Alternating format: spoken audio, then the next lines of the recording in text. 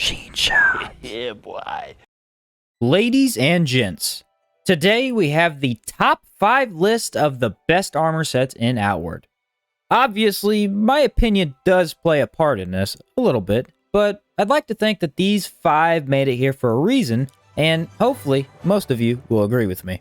These are armor sets that give your character great bonuses, and can either give you more power or keep you alive longer. So let's stop wasting time and get right to it.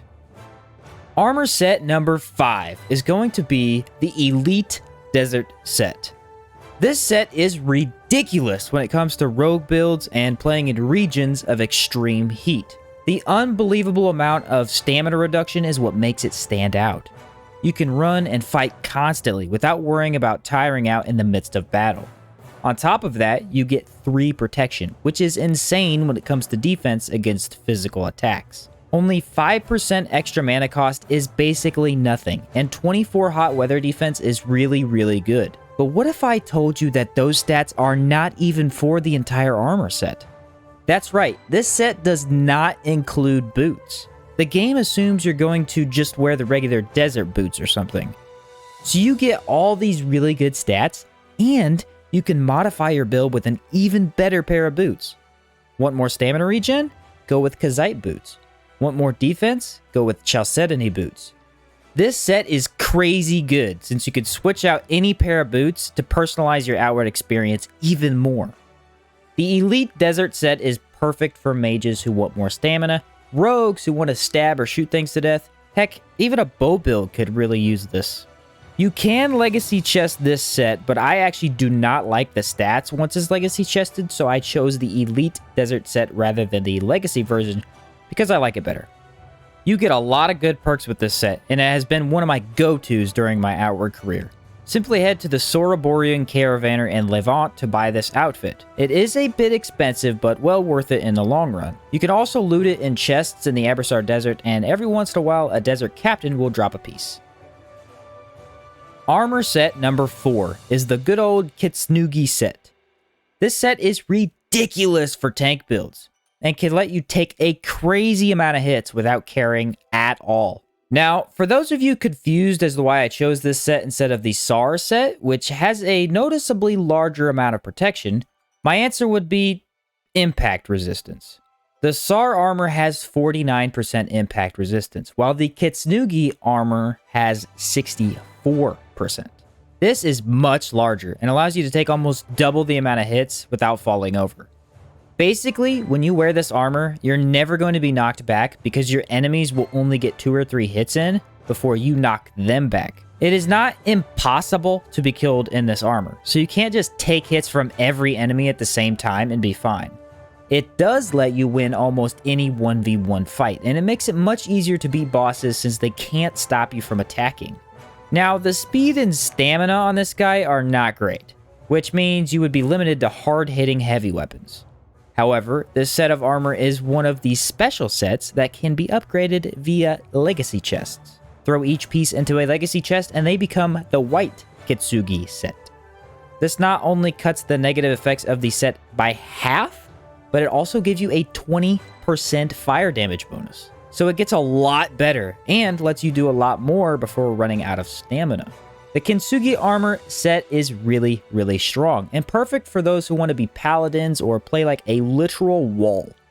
Pair this set with the Primal Ritualist skill tree as well as the Rune Mage skill tree and you become nearly invincible.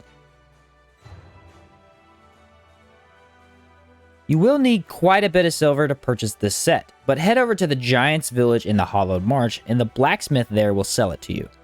Then head to any of the 4 legacy chests to upgrade it. Armor set number 3 is the Tenebrous Set.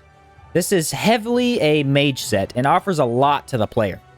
For starters, you get a decent amount of resistance to fire, cold, and lightning damage. These are common types of damage, and you won't take an enormous amount of damage from those sources with this stuff equipped. The cold weather is also 20 for this set, making it awesome in winter areas or frozen caves. Negative 30 mana cost is not bad as a mage, and with some other tools you can get that pretty high. The real kicker comes with the 20% damage bonus to Ethereal and 25% damage bonus to Decay.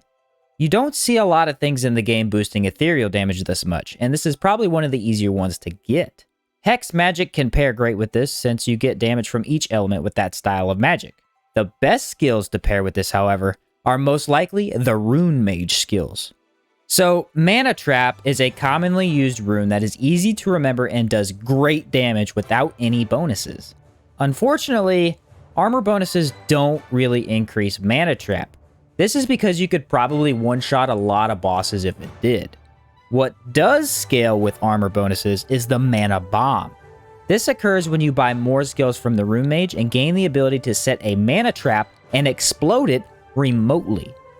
The remote explosion does scale with bonuses, making it really, really powerful.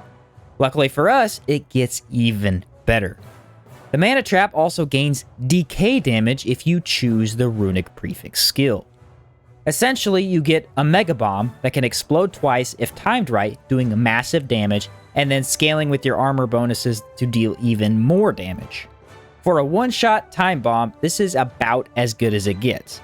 I will warn you that timing the explosion can be tricky.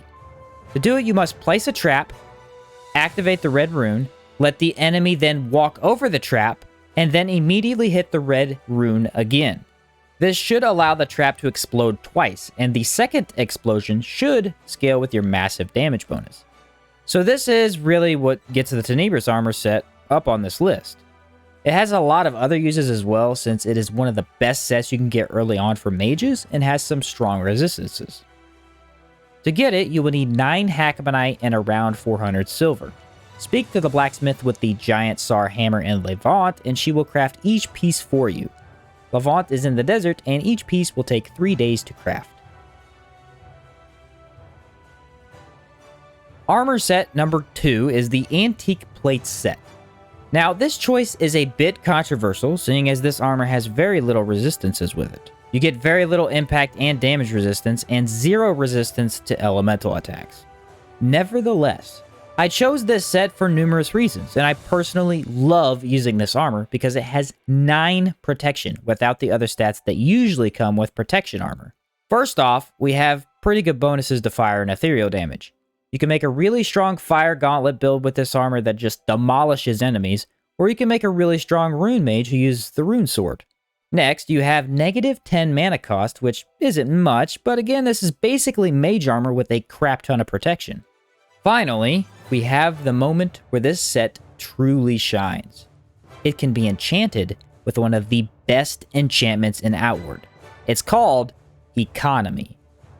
Once Economy is placed onto each piece of the set, you get an extra negative 40 mana cost, as well as negative 30 stamina cost.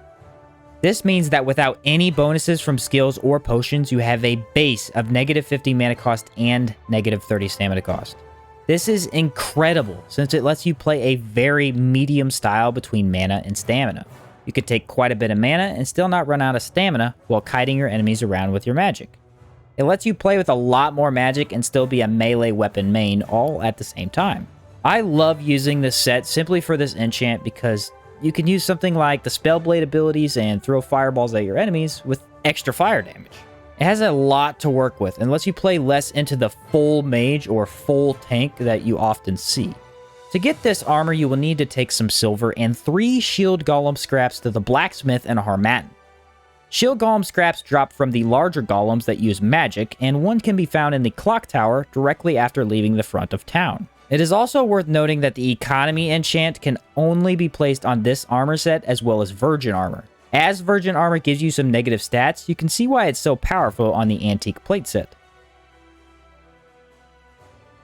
It is time for what you have all been waiting for.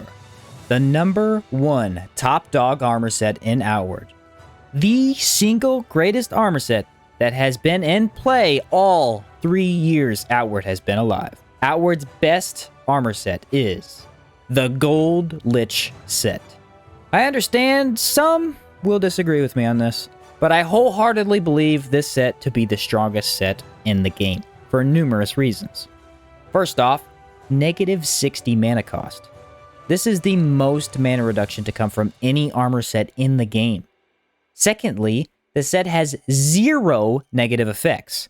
Not weaknesses to any resistances, and not extra cost to stamina or movement speed. It also comes with 90% lightning resistance, which means you're pretty much immune to lightning attacks. Plus, a 40% resistance to fire, which gets you close to 100 after some added boons. Not a melee set at all. You have no protection, very little impact resistance, and getting hit even twice will seriously threaten your life. However, the pros outweigh the cons here.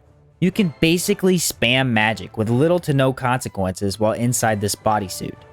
You also get massive damage resistance to very deadly elements.